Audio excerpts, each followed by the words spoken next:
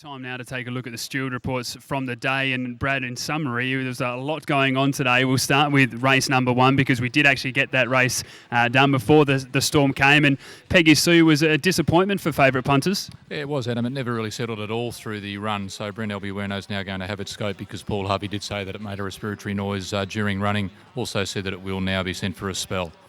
Now tell us about the lightning policy and the procedures through this, because we did see the lightning over the back and then we had to wait a further 30 minutes when we could see the pure blue sun, blue sky. So what was the reason for that?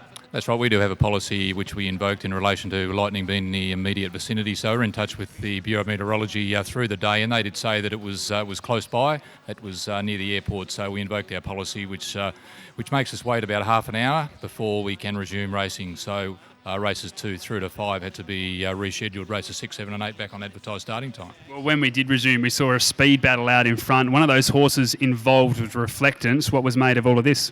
Yeah, now this horse wasn't instructed to lead on the day, but Randy Tan got it out of the barriers very well. So rather than steady it, he elected to allow it to go forward. It was able to take the lead. Lindsay Smith had envisaged it being just off the pace with some cover. So we'll see that horse ridden in that manner next start, I would think. In race number 3, Recharger raced quite keen through the middle stages. It did, and approaching the 100 metres had to be taken out to get clear. And Ryder reported that it raced greenly throughout too, Anna. In race number 4, we saw a late scratching. Can you tell us the reasons for this? Yeah, this 2-year-old race, and it's something that the veterinarians do. It's been in place now for many years where all 2-year-olds are checked for shin soreness, and this horse was found to be reactive when looked at by the veterinarians prior to the race. So Johnny's Rainbow was withdrawn. It was a late scratching due to being sore.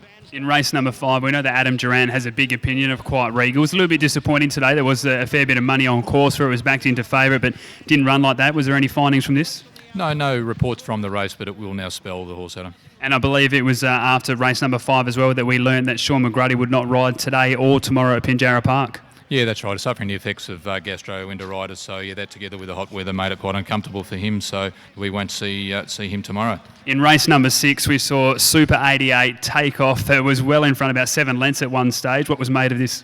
Yeah, Craig Staples reported that it never really settled at all, wanted to over-race, and we did have the veterinarians look at the horse. There was some exertional heat illness following the run. It won't start now for at least a fortnight, and trainer Chris Gangemi will probably start it over a lesser distance at its next run.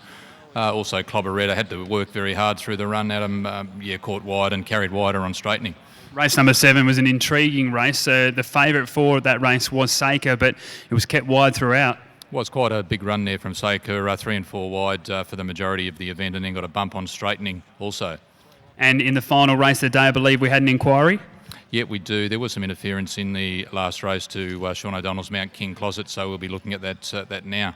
Brad, all in all, it was actually quite an eventful day. We managed to get through all of it with the storms and back on time as well, so you must be happy with the way that your team and everybody have been able to handle that.